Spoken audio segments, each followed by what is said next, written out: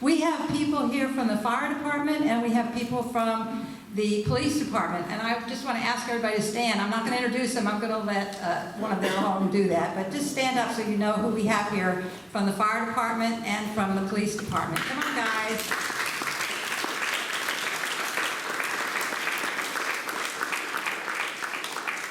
And now I'm happy to introduce Dan Heights, who is the Deputy Chief.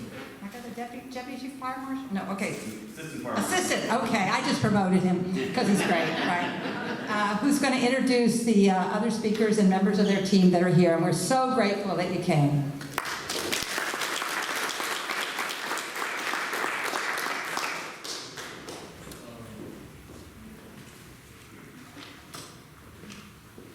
All right, well, thank you. Good evening, everybody, and yeah, we're happy to be here. As you just said, my name is Daniel Hypes. I'm the Assistant Fire Marshal in our Community Risk Reduction Division. Oversee a couple different sections there, one of them being the Wildland Management and Enforcement section, which is why I'm here tonight. Also with me is the actual Deputy Chief Fire Marshal, Tony.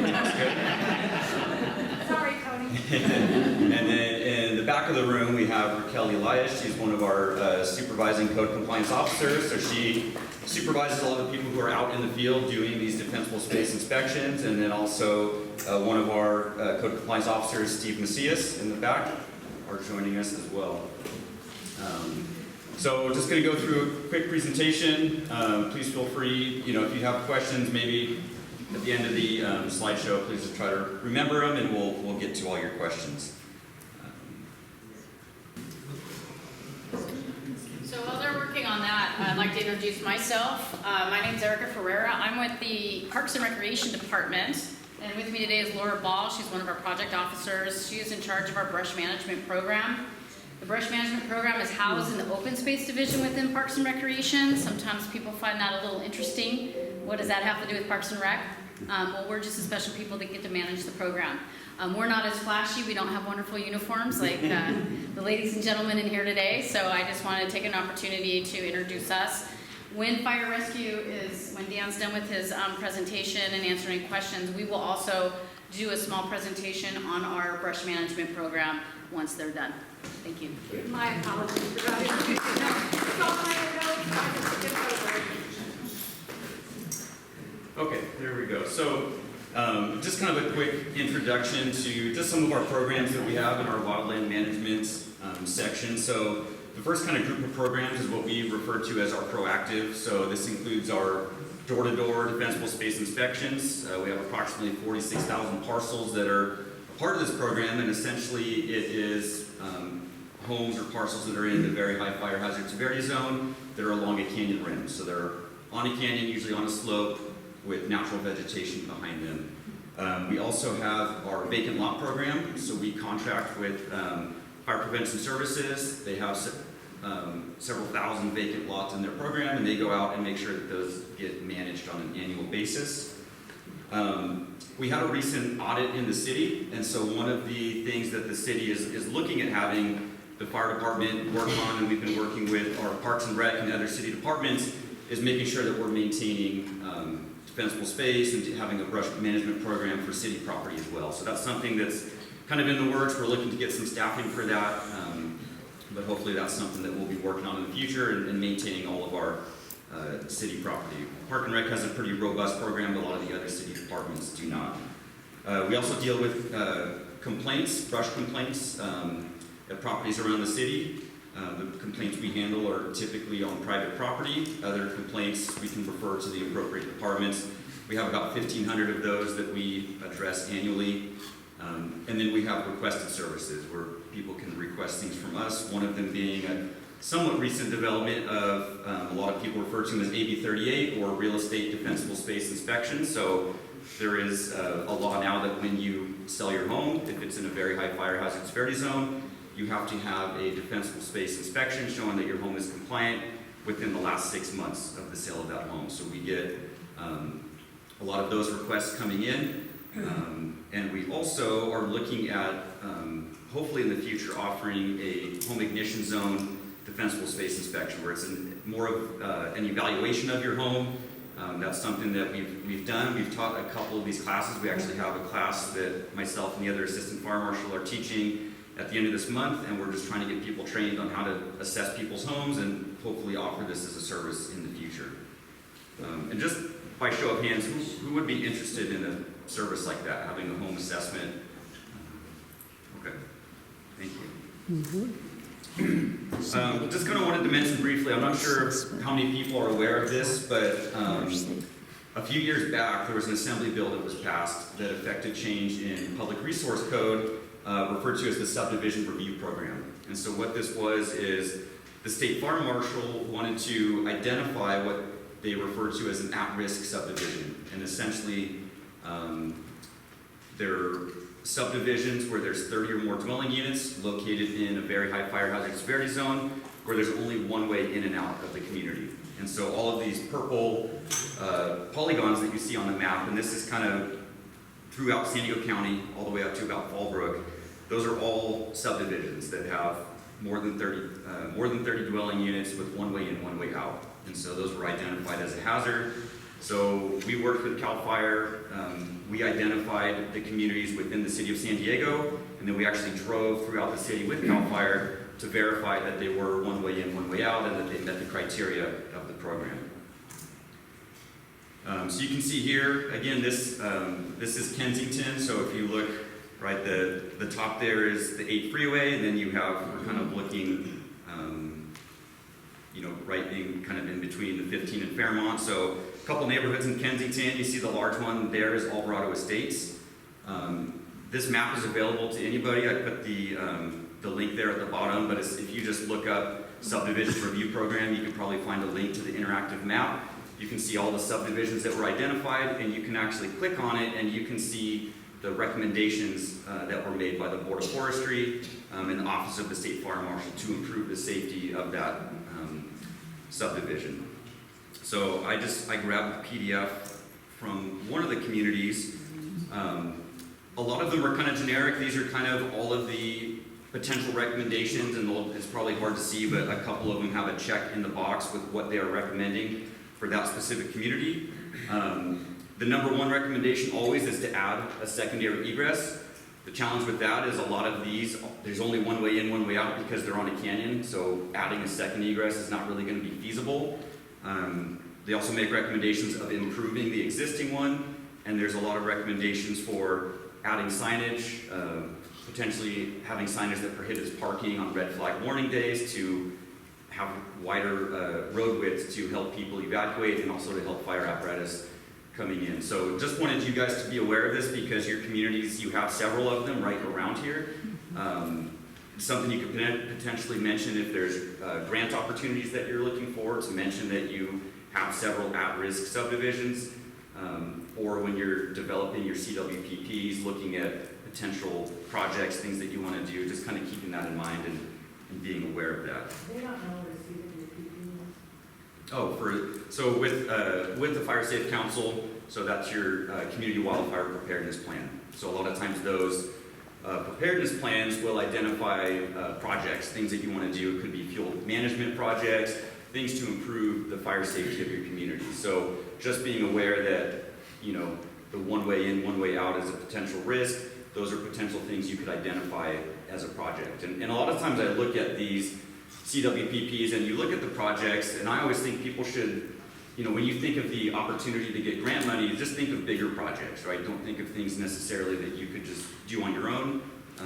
Think of bigger projects, that if you did get grant funding, what types of projects would you want to do? The next thing I wanted to talk about just briefly is home hardening, right? A lot of times we talk about brush management and defensible space, which is very important, but home hardening kind of needs to go hand in hand with that. In 2007, there were requirements with the way that homes were built. Some of you might be familiar with the term 7A, but essentially 7A is a chapter in the building code that affects how homes were built and designed, and essentially it has to do all with the things on the exterior of the home.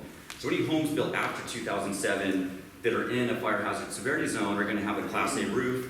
They're going to have rated vents, usually enclosed eaves, soffits. They're much more, you know, resistant to embers, ember intrusion, things like that. So when we have, older homes, older communities that were built pre-2007, a lot of things, there's a lot of things you can do to really help with that are not necessarily that expensive to do. So this list is available on the State Fire Marshal's website. We also have a link to it on our website, but I just kind of included all the things, what they refer to as the low-cost retrofit, things that you can do.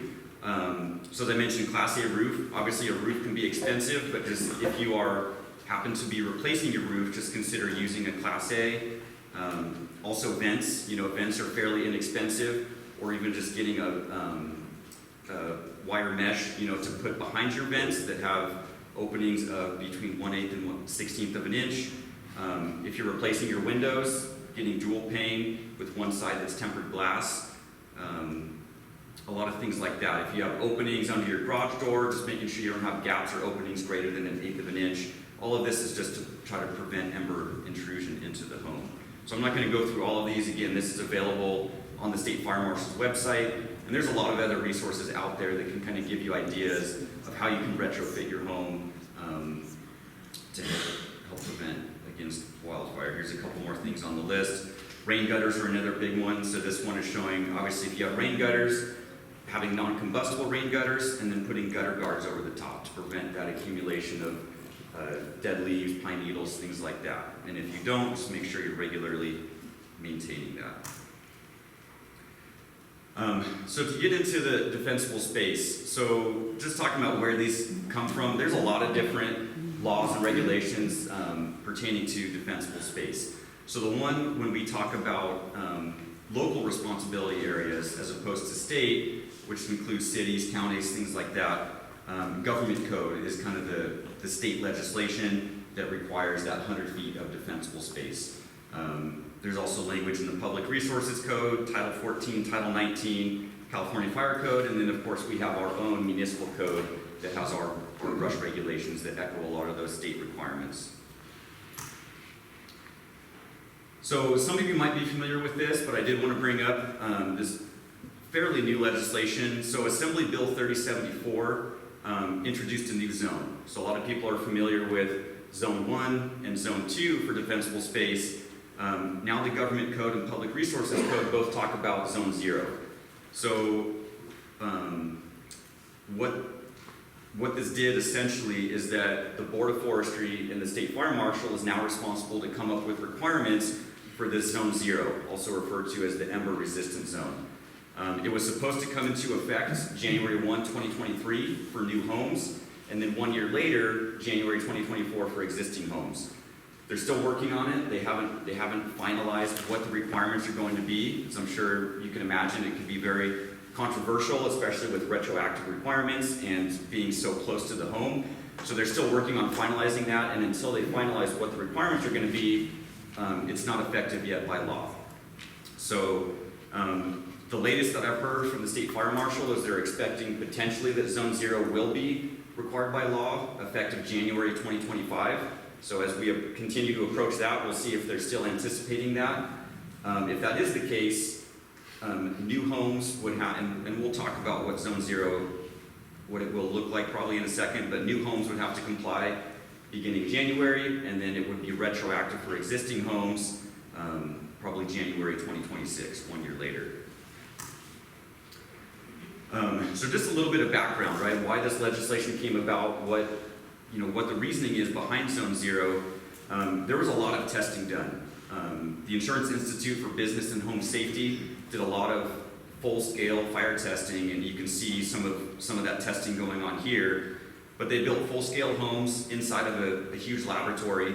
The home is sitting on a turntable so they could rotate the home, and they had, in that top picture, you can see those big ember generators. And so they had these huge fans, and they would simulate essentially an ember storm with 30, 40 mile an hour winds, and they saw where the embers accumulated and how it affected the home. The bottom picture that you see, it's kind of like two homes side by side. The one on the left has wood siding, it has mulch all around the base with plants, and the one on the right has fire-resistant siding, and it has gravel all around the home. And so test after test, we saw that those embers tend to accumulate within 5 feet of the base of the home. they would start fires in the mulch. Those mulch fires would catch the siding, and eventually they would lose the home. So there was a lot of testing that went into this, and this is really what drove this requirement for Zone 0. They saw how important it was that first 5 feet around your home, and what a difference it made with all other conditions being the same.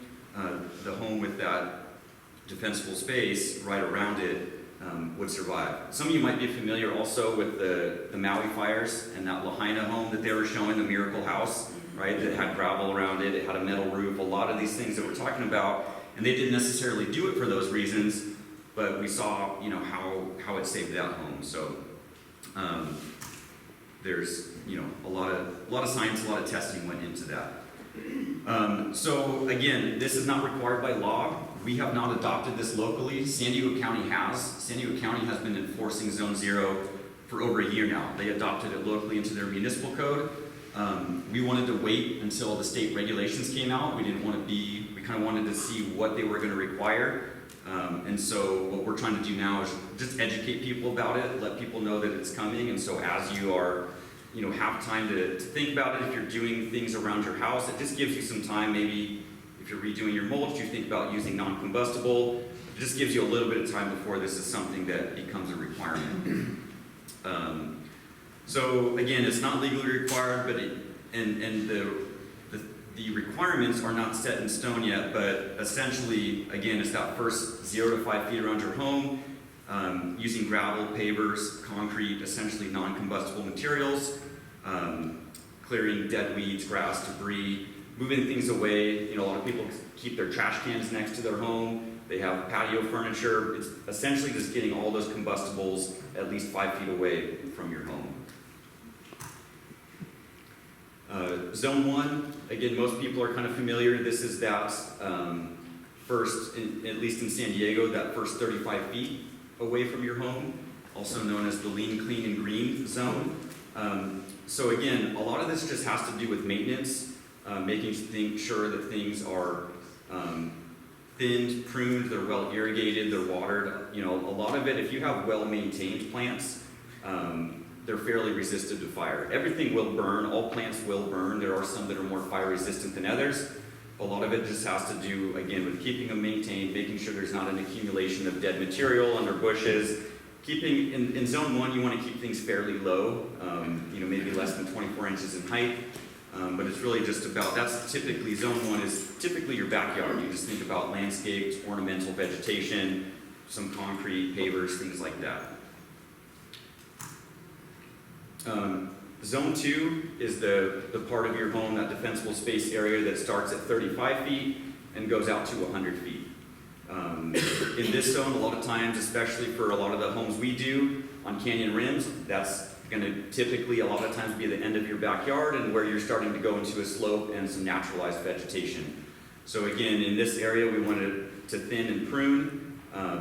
If there's annual grasses, you know, grasses, weeds, things like that, cutting those down to about 4 inches. And a lot of what you want to do is kind of create that separation. So you can see in the photo here, there's horizontal separation that you want to create as well as vertical separation. So based on the slope, if you have shrubs, you know, if you have more than a 40 or 50% slope, you want to have 6 times the height of that shrub of space in between them. So if you have a 3-foot tall shrub, you want to have 18 feet until the next one.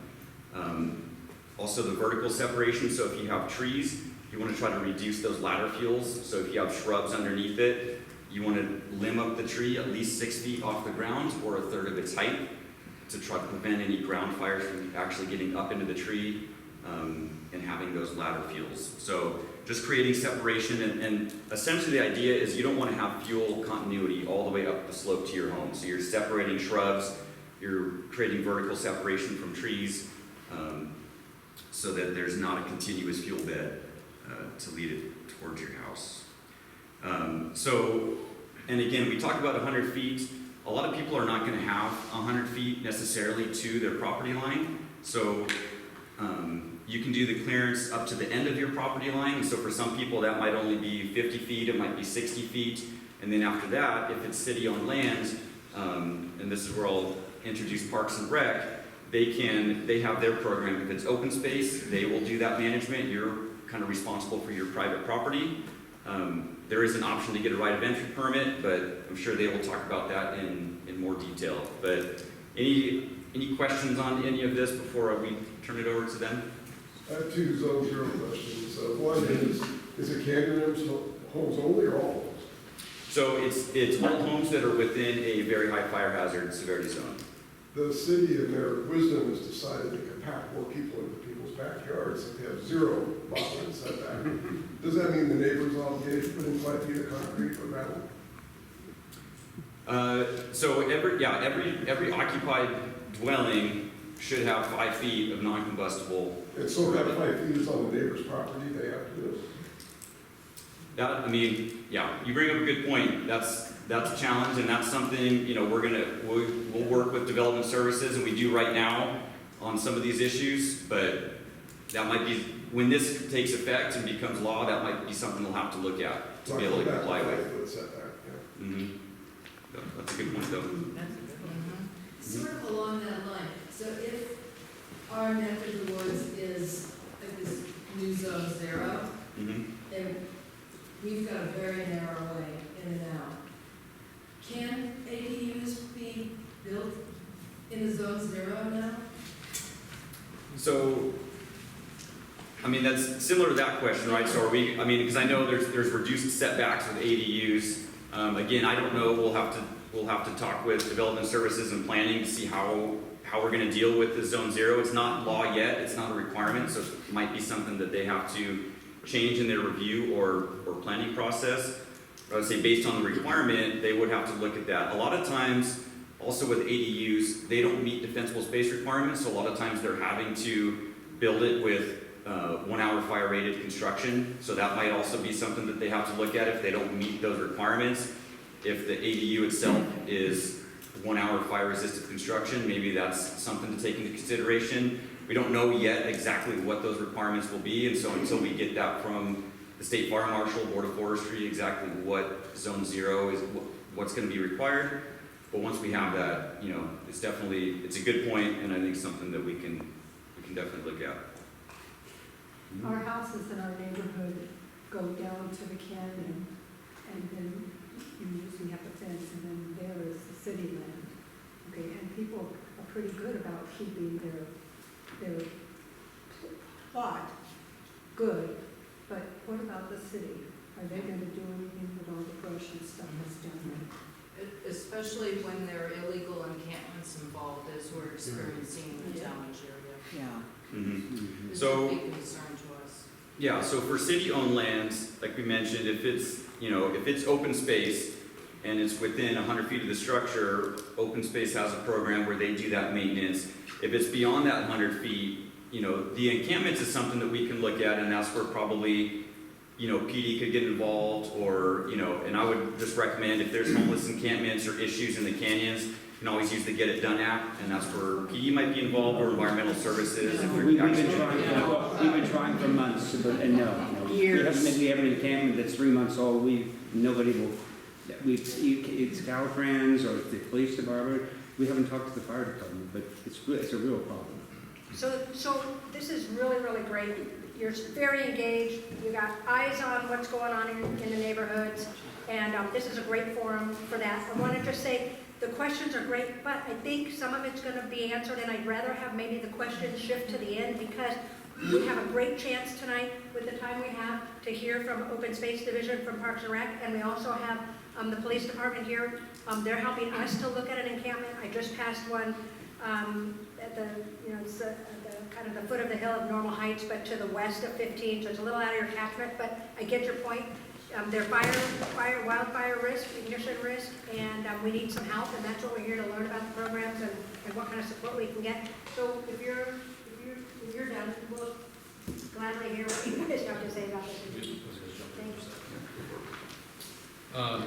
Thank you very much. So I was just going to take a step in and just mention that we'll be around to answer questions, and a lot of questions are definitely valid, and there's not going to be a perfect answer for everything. We do have some feedback for you. I think some of these things are evolving programs, and we're trying to look for funding and things like that too. But one of the things that myself, Steve Macias, and Raquel Les will walk around, she can answer questions about our program. We go out and do things in the field. Steve Macias oversees the real estate defensible space inspection program. And we'll walk around and kind of show you both Parks and Rec open space. You have questions about right of entry, you want to see what their website looks like, and our website and our programs, and kind of show you that. So there's an ease of flow of how you can kind of use it and get to resources. But we'll stick around for that. But one of our collaborators, also with San Diego PD, we collaborate on a lot of these things. But open space, Parks and Rec, Erica Ferreira, Laura Ball are great collaborators. Rely on them to do a fantastic program in the city. And we'll let them take over the presentation at this point. But I'll stick around for questions, and we'll be walking around at the end to show you the website links, okay?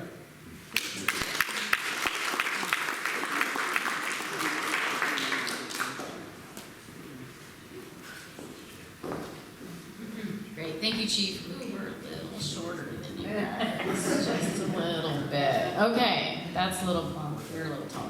So thank you so much. And again, this is us, Parks and Recreation, Open Space Division, being able to piggyback on Fire Rescue's presentation. So we would like to be able to answer those questions regarding what happens with that 100-foot space when it is city property. In this case, we'll be talking about Parks and Recreation property, which is open space, which is the majority of what you have in and around your homes.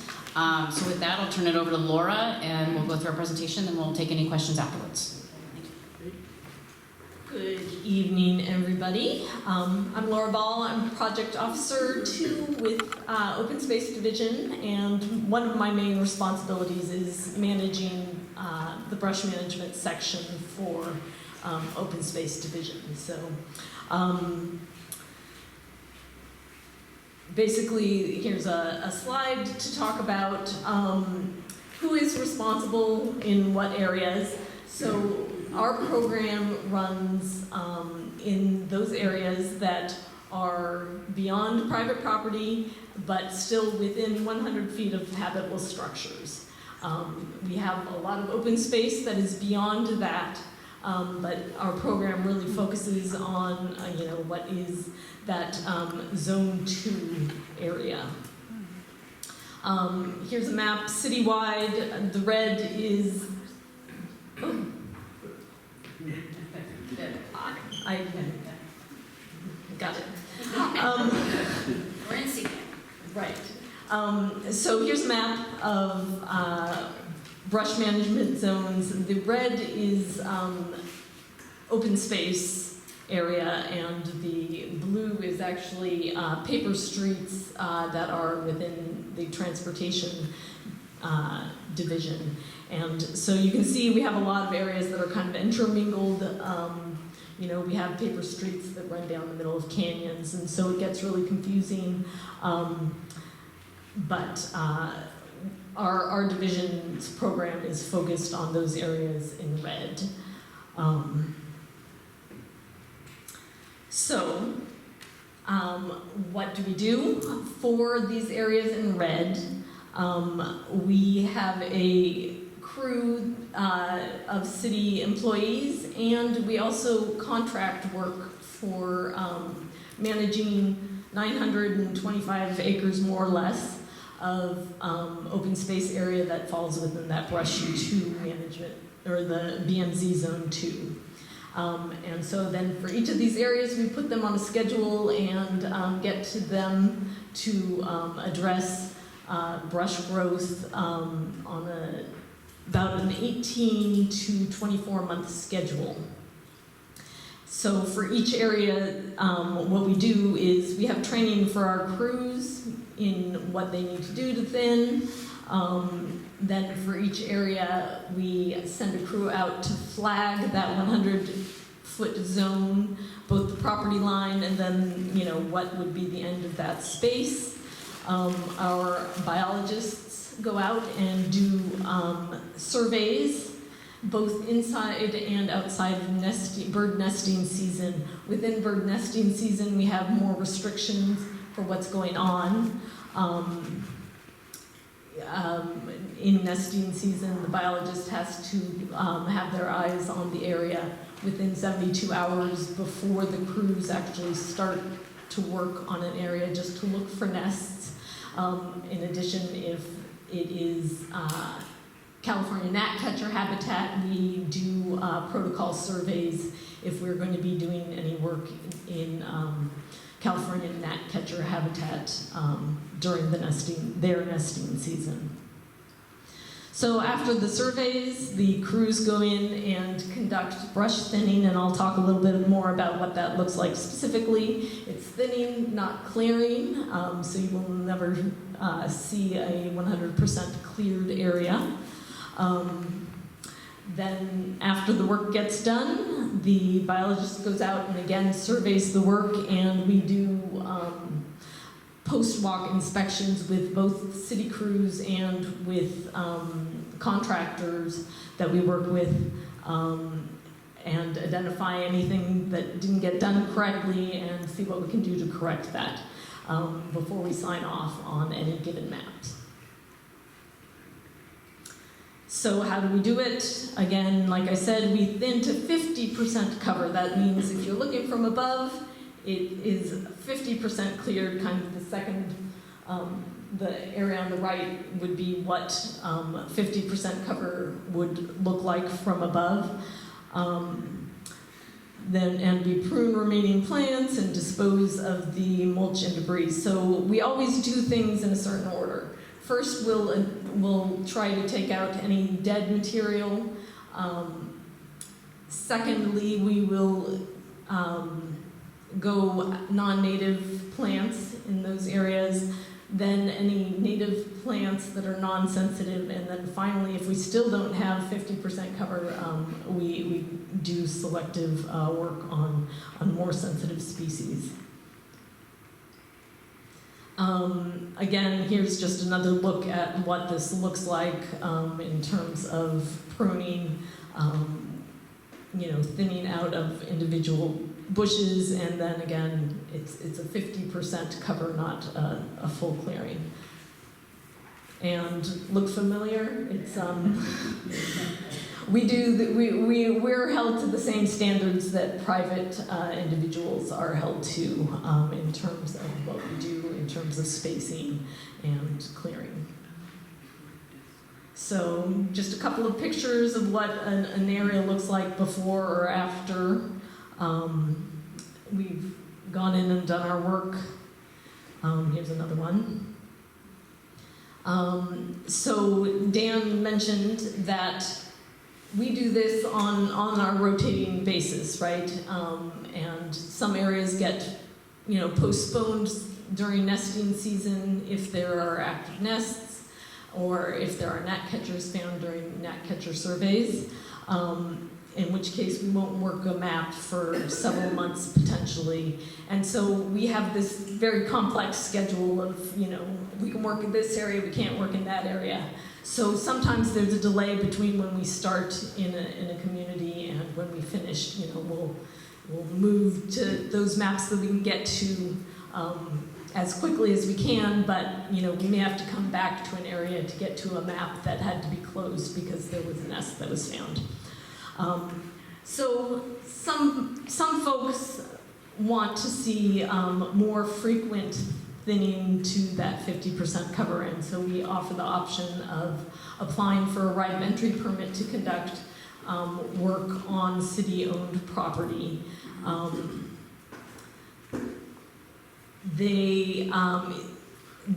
You would be required, or if you were to hire a contractor, they would be required to meet the same regulations as we do, and that private landowners would need to on their property. We have the application online. We ask for 30 days to process those, and also you may run into nesting limitations like we do as well. So, variable amounts of time, but we do offer that as an option if you feel that our schedule doesn't meet your needs. We have a number of websites, and I do have some handouts that I brought. Not enough for all of you all, but I do have quite a few. If you want, I can hand those out at the end that have, the Muni code that we follow, clarifications that we use when we do our brush thinning, just overall what our brush management program is. And then the right of entry application, if you are interested. Here's the, I think, juicy map. Here's what we do in Kensington Talmadge. The red is the brush management zone on top of the green, which is open space land. So this totals just 8 acres out of the 900 plus that we do citywide. We were here last June to October 2023, and the work was conducted last by both city and our nonprofit contractors that we work with, California Conservation Corps and Alpha Project.